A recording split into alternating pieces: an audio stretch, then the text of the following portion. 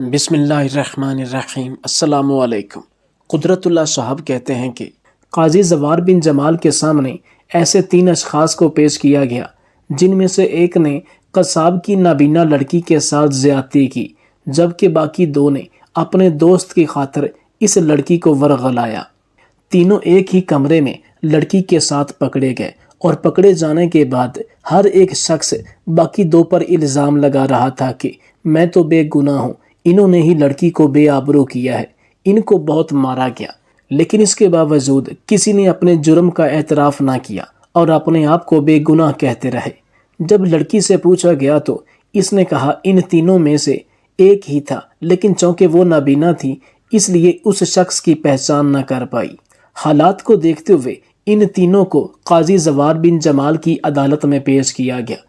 قاضی بھی جب اصل مجرم کی شناخت کرنے میں ناکام رہا تو اس نے قصاب یعنی نابینا لڑکی کے باپ کو یہ اختیار دے دیا کہ تم جیسے چاہو اپنی بیٹی کا بدلہ لو۔ قصاب نے ایک تیز دار خنجر لیا اور کہا کہ میں ان تینوں نوجوانوں کے نفس کاٹنا چاہتا ہوں تاکہ یہ ساری زندگی ذلت میں گزار دیں۔ قاضی زوار بن جمال کی بوڑھی مگر انتہائی زیرک والدہ کلثوم بنت زبیر کا اس دنیا میں اپنے اکلوتے بیٹے قاضی زوار بن جمال کے علاوہ کوئی نہ تھا اور اسے ایک آنکھ سے بالکل دکھائی نہیں دیتا تھا، جبکہ دوسری آنکھ سے ہلکا پھلکا دھندلا سا نظر آتا تھا۔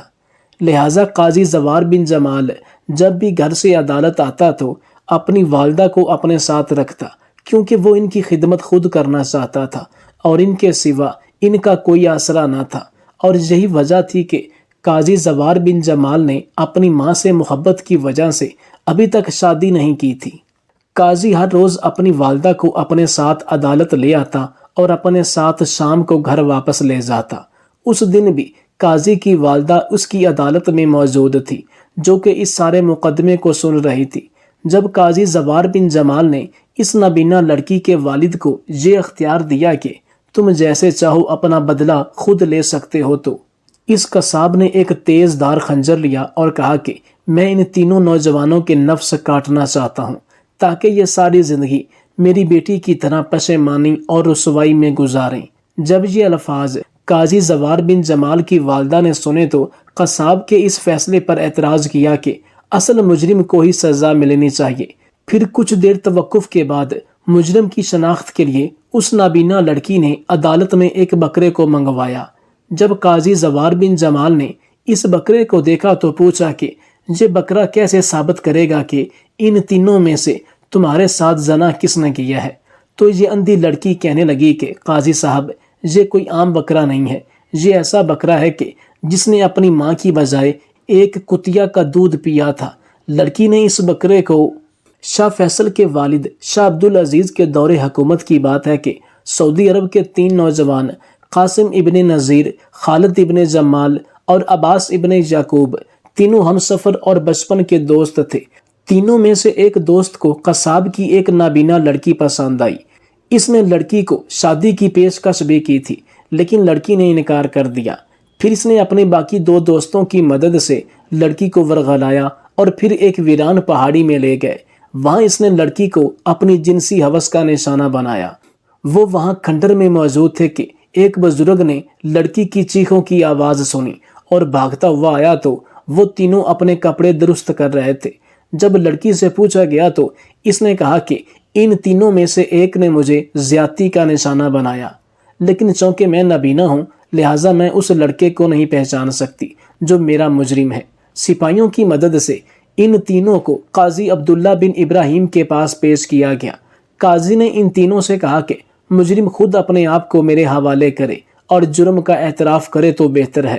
عباس کہنے لگا میں اپنے دوستوں کو تلاش کر رہا تھا، جب میں ادھر آیا تو خالد اور قاسم اس لڑکی کے ساتھ بدکاری میں مصروف تھے۔ میں نے ان دونوں درندوں کو لڑکی سے الگ کیا اور یہ بزرگ اچانک اس پہاڑی میں آیا۔ اس نے ہم تینوں کو دیکھ لیا اور گناہ گار جانا۔ میں بے قصور ہوں، جبکہ یہ دونوں ہی لڑکی کے گنہ گار ہیں۔ اب یہ نہیں معلوم کہ ان دونوں میں سے کس نے لڑکی کو بے آبرو کیا اور کون اپنی باری کا انتظار کر رہا تھا۔ خالد نے سنا تو کہا یہ جھوٹ ہے۔ قاسم اور عباس لڑکی کو اسی ویرانے میں لے گئے تھے۔ جب میں انہیں تلاش کر رہا تھا تو مجھے بھی بے گناہ ان کے ساتھ گرفتار کر لیا گیا۔ قاسم نے بھی اسی طرح کی کچھ باتیں کی اور باقی اپنے دونوں دوستوں پر الزام لگایا۔ قاضی عبداللہ بن ابراہیم نے ان تینوں کو نئے تعینات کیے گئے قاضی زوار بن جمال کی عدالت میں پیش کرنے کا فیصلہ کیا۔ قاضی زوار بن جمال اپنی والدہ کی ناساز طبیعت کی وجہ سے اس وقت عدالت میں موجود نہ تھا، تو اس نے تینوں کو اپنے گھر ہی دعوت پر بلا لیا۔ تینوں حیران ہوئے کہ ایک قاضی کا یوں اپنے گھر پر دعوت پر بلانے کا آخر مقصد کیا ہے۔ خیر وہ دعوت پر قاضی کے گھر پہنچے تو دسترخوان ان کے لیے بچھایا گیا اور 3 قسم کے کھانے پیش کیے گئے۔ خالد کو چاول پیش کیے گئے، قاسم کو گوشت، جبکہ عباس کو انڈے کا حلوہ کھلایا گیا۔ خالد نے جیسے ہی چاول اپنے منہ میں ڈالے تو فوراً تھوک دیا اور چاول باہر نکالے۔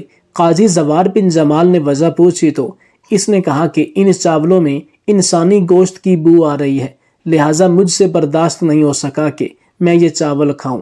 قاسم نے پہلا لقمہ گوشت کا جب منہ میں ڈالا تو لقمہ نگل نہ سکا اور باہر نکال لیا اور کہنے لگا کہ میں نہیں سمجھتا کہ یہ بکرے کا گوشت ہے، بلکہ یہ تو کتے کا گوشت ہے۔ عباس جب انڈے کا حلوہ کھانے لگا تب اس نے بھی کھانے سے انکار کر دیا۔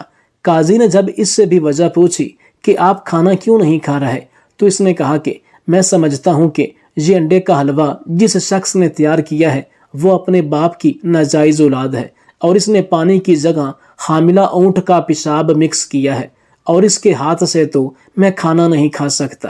قاضی ان تینوں کی بات سن کر حیران ہوا اور کہا کہ پچھلے مقدمے کا فیصلہ بعد میں کیا جائے گا، لیکن پہلے تمہاری اس بات کی تصدیق ضرور کروں گا، اور اگر تمہاری بات غلط ثابت ہوئی تو الگ سزا ملے گی۔ سب سے پہلے قاضی اس دکاندار کے پاس گیا جہاں سے اس نے چاول خریدے تھے۔ قاضی نے اس دکاندار سے کہا کہ تم نے یہ چاول کہاں سے لیے؟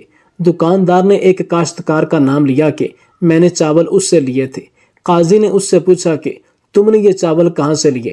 اس نے بتایا کہ پرانے قبرستان کی زمین کافی عرصے سے ویران پڑی تھی اور اس پر کافی پانی جمع تھا، حتیٰ کہ قبریں نظر آ رہی تھیں، میں نے اس پر چاول بو دیے۔ قاضی نے دل میں سوچا کہ خالد ٹھیک کہہ رہا تھا۔ وہ سمجھ چکا تھا کہ وہ کیوں کہہ رہا تھا کہ چاولوں میں سے انسانی گوشت کی بو آ رہی ہے۔ اس کے بعد قاضی نے قصاب کو بلایا جس سے اس نے گوشت خریدا۔ قاضی نے قصاب سے کہا کہ سچ سچ بتانا، مجھ سے غلط بیانی نہ کرنا، یہ جو گوشت تم نے مجھے فروخت کیا یہ کس چیز کا تھا؟ قصاب نے کہا جناب یہ بکرے کا گوشت تھا۔ قاضی نے قصاب سے کہا اچھا، جہاں سے تم نے یہ بکرا خریدا مجھے اس گھر کا پتہ بتا سکتے ہو؟ اس نے ایک دیہاتی کا پتہ بتایا۔ دیہاتی نے جب اچانک قاضی کو اپنے سامنے دیکھا تو خوف زدہ ہوا۔ قاضی نے اسے تسلی دی اور کہا کہ خوف زدہ ہونے کی ضرورت نہیں، میں تم سے کچھ سوالات پوچھنا چاہتا ہوں۔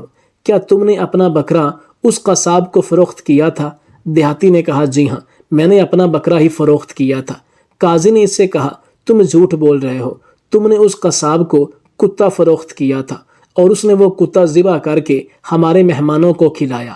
دیہاتی اپنے کانوں کو ہاتھ لگانے لگا اور کہا قاضی صاحب خدا کا خوف کریں، میں ایسا جرم کیسے کر سکتا ہوں؟ پورا علاقہ میری اس بات کی گواہی دے گا کہ میں نے اس قصاب کو اپنا بکرا ہی فروخت کیا تھا۔ قاضی نے کہا پھر میرے مہمان نے ایسا کیوں کہا کہ یہ گوشت مجھے کتے کا معلوم ہوتا ہے؟ دیہاتی کچھ دیر خاموش رہا، پھر کہا جناب اگر اجازت ہو تو میں آپ کو ایک واقعہ سنانا چاہتا ہوں۔ جب یہ بکرا پیدا ہوا تھا تو اس کی ماں مر گئی تھی۔ میں پریشان ہوا کیونکہ میرے پاس دودھ نہیں تھا اور اس بچے کی خوراک صرف دودھ ہی تھی۔ ایک دفعہ میں گھر آیا تو میں نے دیکھا کہ ایک کتیا اس بکرے کو دودھ پلا رہی ہے۔ میں کھڑا دیکھتا حیران رہ گیا، مجھے یہ بہت عجیب لگا، لیکن میں اس بکری کے بچے کو زندہ رکھنا چاہتا تھا، لہٰذا بچپن سے ہی اس کو اسی کتیا نے پالا۔ بعد میں جب یہ بڑا ہوا تو اسی کتیا کے ساتھ بیٹھتا، کتیا اسے چاٹتی، پیار کرتی۔ گاؤں کے کافی لوگوں نے اس بات پر اعتراض کیا کہ ایک نجس جانور کے ساتھ تم نے حلال جانور کیوں ملا دیا؟ آخر کار تنگ آ کر میں نے یہ بکرا قصاب کو فروخت کر دیا، لیکن اس کو حقیقت نہ بتائی۔ قاضی سمجھ چکا تھا کہ کیوں قاسم کو اس گوشت میں سے کتے کی بدبو آ رہی تھی۔ قاضی دن میں سوچنے لگا یہ تینوں شخص مجرم ہونے کے علاوہ بلا کے ذہین ہیں، لہٰذا اصل مجرم کی شناخت بہت مشکل معاملہ ہے۔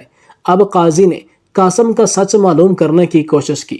قاضی نے اپنے اس باورچی کو بلایا جس نے انڈے کا حلوہ تیار کیا اور کہا کہ مجھے اپنے والدین کے پاس لے جاؤ۔ باورچی نے قاضی کو بتایا کہ میرا باپ تو بچپن ہی سے فوت ہو چکا ہے لیکن ماں زندہ ہے۔ وہ قاضی کو اپنی ماں کے پاس لے گیا۔ قاضی نے اس کی ماں سے پوچھا کہ سچ سچ بتاؤ یہ بیٹا تمہارا ہے؟ اس کی ماں نے اس بات کا اقرار کیا کہ جنگل میں لکڑیاں کاٹ رہی تھی، کچھ اباس ڈاکو انہوں نے مجھے بے آبرو کیا۔ میں شادی شدہ تھی جبکہ میرا شوہر اس وقت تجارتی سفر پر تھا۔ ان نوجوانوں کی وجہ سے میں حاملہ ہو چکی تھی، لیکن میں نے یہ راز کسی کو نہ بتایا کہ سسرال والے مجھے گھر سے نکال دیں گے۔ میرا یہ بیٹا آپ کے ہاں باورچی ہے، یہ میرے شوہر کے نطفے سے نہیں۔ اب قاسم کی بات کی بھی تصدیق ہو چکی تھی۔ قاضی حیران تھا کہ تینوں اگر اتنے ذہین ہیں پھر انہوں نے یہ غلط کام کیوں کیا۔ قاضی واپس گھر آیا، تینوں سے کہا کہ بہتر یہی ہے کہ مجرم خود اپنے آپ کو قانون کے حوالے کرے، ورنہ میں تینوں کو ہی پھانسی کی سزا دے دوں گا۔ مگر یہاں بھی وہ تینوں ایک دوسرے کو الزام دے رہے تھے تاکہ قاضی زوار بن جمال شک کا شکار ہو جائے اور فیصلہ نہ کر پائے اور اصل مجرم کی شناخت نہ ہو پائے۔ قاضی تینوں کو عدالت میں لے گیا اور اس کے بعد قصاب اور اس لڑکی کو بھی پیش ہونے کا حکم دیا۔ ایک طرف مظلوم لڑکی اور اس کا باپ کھڑا تھا جبکہ دوسری طرف تینوں ملزم کھڑے تھے۔ قاضی نے دیکھا کہ قصاب کا چہرہ غصے سے لال تھا، اس کی آنکھیں بھی سرخ تھیں۔ قاضی نے قصاب سے کہا کہ یہ تینوں ہی تمہاری بیٹی کے مجرم ہیں، لہٰذا جیسے چاہو ان کو سزا دو اور اپنی مظلوم بیٹی کا بدلہ لو۔ قصاب نے کہا کہ میں ان تینوں کو سزا دوں گا اور ایسی سزا دوں گا کہ یہ تینوں عبرت کا نشان بن جائیں گے۔ میں ان کو ماروں گا نہیں بلکہ ان تینوں کے نفس کاٹ لوں گا تاکہ فساد کی جڑ ہی ختم ہو جائے اور دوبارہ یہ کسی کی بہن بیٹی کی عزت پامال نہ کر سکے۔ یہ زندہ ہی رہیں گے لیکن ذلت اور رسوائی کے علاوہ ان کی قسمت میں اور کچھ نہیں ہوگا۔ قصاب نے ایک خنجر تیز دار آلے پر رکھا اور تیز کرنے لگا۔ قاضی کی عقل مند والدہ نے جب قصاب کے ارادے کو دیکھا تو کہا کہ یہ غلط ہے، جو سزا اس قصاب نے تینوں کے لیے تجویز کی ہے وہ اصل مجرم کو ہی ملنی چاہیے۔ قاضی نے والدہ سے کہا، والدہ محترمہ، لیکن میرے لیے اصل مجرم کی شناخت کرنا مشکل ہو چکا ہے اور لڑکی بھی نابینا تھی، وہ بھی اپنے مجرم کو نہیں پہچان سکتی تھی۔ قاضی کی بوڑھی لیکن دانشمند ماں نے کہا کہ آپ اس دیہاتی کے پاس جائیں جس نے اپنا بکرا اس قصاب کو فروخت کیا تھا۔ دراصل اس کے پاس 2 بکرے تھے جس میں سے ایک بکرا اس نے چھپا لیا تھا، وہ بھی بچپن میں کتیا کے دودھ پر پلا تھا۔ وہ بکرا ہی ان میں سے مجرم کی شناخت کروائے گا۔ وہ بکرا عدالت میں پیش کیا گیا اور اس کے بعد اس کو ایک تاریک کمرے میں کھڑا کیا گیا۔ تینوں سے کہا گیا کہ باری باری جا کر اس بکرے کے سینگوں کو ہاتھ لگائیں۔ جب مجرم اس کے سینگوں کو ہاتھ لگائے گا تب بکرا ایک عجیب سی آواز نکالے گا جو کتے سے ملتی جلتی ہوگی۔ تینوں کمرے میں گئے اور بکرے کے سینگوں کو ہاتھ لگا کر واپس آ گئے۔ پھر قاضی کی والدہ نے ایک سپاہی سے کہا کہ ان تینوں کے ہاتھوں کو سونگھو۔ سپاہی نے تینوں کے ہاتھوں کو سونگھا اور پھر قاضی کی والدہ کو بتایا کہ تینوں کے ہاتھوں سے ایک عجیب قسم کی خوشبو محسوس ہو رہی ہے۔ یہ سن کر قاضی کی ماں کافی پریشان ہو گئی۔ قاضی نے اپنی ماں کو پریشان دیکھا تو پریشانی کی وجہ پوچھی۔ اس کی ماں نے بتایا کہ میں نے بکرے کے سینگوں پر ایک خاص قسم کی خوشبو لگائی تھی اور پھر ان تینوں کو ان کے سینگوں پر ہاتھ لگانے کو کہا۔ میرے دل میں تھا کہ جو اصل مجرم ہوگا وہ تاریکی کا فائدہ اٹھاتے ہوئے بکرے کے سینگوں کو نہیں چھوئے گا تاکہ اس کا جرم پکڑا نہ جائے، مگر حیرت کی بات تو یہ ہے کہ ان تینوں نے ان کے سینگوں کو ہاتھ لگایا جیسے کہ یہ پہلے ہی میرے منصوبے کو جانتے تھے اور یہ جانتے تھے کہ میرے دماغ میں کیا ہے اور میں کس طرح ان تینوں میں سے اصل مجرم کو پکڑنا چاہ رہی ہوں۔ یہ تینوں بہت چالاک اور شاطر لوگ ہیں۔ قاضی نے جب یہ سنا تو کہا، ماں جی پھر میرے فیصلے کے درمیان حائل کیوں ہیں؟ یہ سامنے کھڑے شخص کی بیٹی کے مجرم ہیں اور بیٹی کے باپ نے خود ان تینوں کے لیے سزا بھی تجویز کر لی ہے، تو پھر دیر کس بات کی ہے؟ ان کو ان کا کام کرنے دیجیے۔ قاضی کی ماں نے کہا، بیٹا آپ جانتے ہیں جب بھی کبھی ایسا پیچیدہ مسئلہ ہوتا ہے میں ہمیشہ سے آپ کی مدد کرتی رہی ہوں۔ اللہ کے فضل سے میں نے کبھی آپ کو مایوس نہیں کیا۔ میں نے ہمیشہ آپ کے مجرم کی شناخت کے لیے مدد کی، مگر آج ان تینوں نے مجھے ناکام کرنے کی کوشش کی۔ آپ مجھے وقت دیجیے، میں ظالم شخص کی شناخت کرنے میں کامیاب ہو جاؤں گی جس نے اس نابینا لڑکی کو بھی نہ بخشا۔ قاضی نے اپنی ماں سے کہا ٹھیک ہے ماں جی، جیسا آپ بہتر سمجھو، مگر یاد رکھنا ہمارے پاس وقت زیادہ نہیں ہے۔ میں چاہتا ہوں کہ جلد سے جلد حقیقت معلوم ہو سکے تاکہ فیصلہ کرنے میں آسانی ہو۔ قاضی کی ماں نے اپنے بیٹے سے کہا کہ میں ان تینوں کو ایک مختصر سی کہانی سنانا چاہتی ہوں، اور کہانی سننے کے بعد میں اس بات کا دعویٰ کرتی ہوں کہ مجرم اپنے منہ سے اپنے گناہ کا اعتراف کرے گا۔ ماں کی بات سن کر قاضی حیران ہوا۔ ماں نے ان تینوں دوستوں کو اپنے سامنے بٹھایا اور ان کو ایک کہانی سنائی۔ قاضی زوار بن جمال کی والدہ نے کہا کہ آج سے 25 سال پہلے بغداد میں 2 دوست رہا کرتے تھے۔ ایک کا نام عدنان جبکہ دوسرے کا نام ادریس تھا۔ دونوں کی دوستی تھی اور لوگ ان کی دوستی کی مثالیں دیتے۔ دونوں ایک دوسرے کے ساتھ کھیلتے کودتے، پڑھے لکھے، حتیٰ کہ جوان ہوئے۔ حیرت کی بات تو یہ تھی کہ اگر ایک دوست کو بخار بھی ہو جاتا تو دوسرے کی طبیعت خود بخود خراب ہو جاتی۔ عدنان کا باپ ایک مشہور مصور تھا اور اپنے باپ کو دیکھتے ہوئے عدنان کو بھی مصوری کا شوق تھا۔ اسکندریہ میں ہر سال ایک میلہ لگتا تھا جس میں مصر، ایران، ترکی، لبنان، مختلف علاقوں کے لوگ جمع ہوتے۔ ان لوگوں میں شمشیر زن تاجر حضرات بھی شرکت کرتے، حسین و جمیل لڑکیاں رقص کرتی اور اسی طرح لڑکیوں کی خرید و فروخت بھی ہوتی تھی۔ شمشیر زن اپنی شمشیر زنی کے جوہر سب کے سامنے پیش کرتے۔ رات کے وقت آنکھوں کو خیرہ کرنے والی روشنیاں انسان کو مدہوش کر دیتی تھی۔ امیر کبھی لوگ اپنے حجرے میں بیٹھ جاتے، خوبصورت لڑکیاں ان کے سامنے رقص کرتی۔ اسی میلے میں مصور عمر جو عدنان کا باپ تھا اپنی دکان لگاتا تھا، اپنی مصوری کی اعلیٰ شاہکار لوگوں کے سامنے رکھتا۔ دیکھتے ہی دیکھتے اس کی تصویریں فروخت ہو جاتی۔ ایک دفعہ مصور عمر سخت بیمار تھا۔ اس نے اپنے بیٹے عدنان سے کہا میری جگہ آج تم دکان پر ٹھہرنا، گاہکوں کا بہت زیادہ رش ہوگا، لہٰذا تم نے ہی ان کو ڈیل کرنا ہے۔ عدنان اپنے باپ کی دکان پر بیٹھا تھا کہ اس کا دوست ادریس پریشانی کی حالت میں اس کے پاس آیا۔ عدنان نے اس سے پریشانی کی وجہ پوچھی تو ادریس نے بتایا کہ میں نے میلے میں ایک لڑکی دیکھی، وہ ایک شہزادی تھی اور اس شہزادی کے ساتھ ایک کنیز بھی تھی۔ وہ ایک پری چہرہ لڑکی تھی اور مجھے بہت پسند آئی تھی، اور اب میں اس کے بغیر زندہ نہیں رہ پاؤں گا۔ عدنان نے جب اپنے دوست کو پریشان دیکھا تو اپنے باپ کی دکان بند کی اور اپنے دوست کے ساتھ اس پری چہرہ لڑکی کو ڈھونڈنے نکل پڑا۔ ان دونوں دوستوں نے اس لڑکی کو ڈھونڈنے کے لیے پورا علاقہ چھان مارا، ہر گلی میں گئے مگر لڑکی نہ مل سکی۔ دوسرے دن وہ میلے میں اس لڑکی کو تلاش کرنے کے لیے نکل پڑے، لیکن پھر بھی وہ لڑکی انہیں نہیں مل سکی۔ اب 10 روزہ میلہ ختم ہو چکا تھا، لڑکی نہ ملی اور ادریس بے حد پریشان تھا۔ تو اس کے دوست عدنان نے اسے تسلی دی اور کہا کہ میرے ہوتے ہوئے تجھے پریشان ہونے کی ضرورت نہیں، تم میری جان ہو، اس لڑکی کا حلیہ بتاؤ، میں اس کی تصویر بنا لیتا ہوں۔ ادریس نے لڑکی کا حلیہ بتایا تو عدنان نے اپنے ہاتھوں سے جادو اور اس لڑکی کی تصویر تیار کی۔ جب تصویر مکمل ہوئی تو ادریس نے کہا کہ اس تصویر میں 2 خامیاں ہیں، نچلے ہونٹ کے ساتھ تل نہیں اور لڑکی کی زلفیں کچھ زیادہ لمبی تھی۔ عدنان نے تصویر میں دونوں چیزیں لگا دی تو ادریس چیخ اٹھا کہ یہ ہو بہو اسی لڑکی کی طرح ہے۔ عدنان نے اپنے دوست سے وعدہ کیا کہ جب تک میں لڑکی کو تلاش نہیں کر لوں گا میں چین سے نہیں بیٹھوں گا اور تمہاری اس سے شادی کروا کر ہی رہوں گا۔ اگلے دن عدنان نے اپنے گھر کو خیر باد کہا اور اپنے دوست کو الوداع کہتے ہوئے لڑکی کی تصویر کو جیب میں رکھا اور اس کی تلاش کے لیے نکل پڑا۔ اس نے ہر علاقے کا چپا چپا چھان مارا لیکن لڑکی نہ مل سکی۔ دن رات وہ لڑکی کو تلاش کرتا رہا اور ساتھ ساتھ اپنے دوست کے بارے میں خیریت بھی دریافت کرتا رہا۔ اسے بتایا گیا کہ اس کا دوست سخت بیمار ہے۔ یہ سن کر وہ بھی بیمار پڑ گیا، لیکن اس کے باوجود اس نے لڑکی کی تلاش جاری رکھی، حتیٰ کہ 1 سال کا عرصہ گزر گیا، لڑکی نہ ملی اور سال کے بعد دوبارہ اسکندریہ کے اسی میلے کا انعقاد ہوا جہاں ادریس نے لڑکی کو پہلی بار دیکھا تھا۔ عدنان اپنے دوست کی خاطر میلے میں گھومنے لگا کہ شاید وہ لڑکی دوبارہ مل جائے، وہ اسے دیکھ لے، لیکن وہ لڑکی نہ ملی۔ عدنان کے والدین اپنے بیٹے کی وجہ سے بہت پریشان تھے۔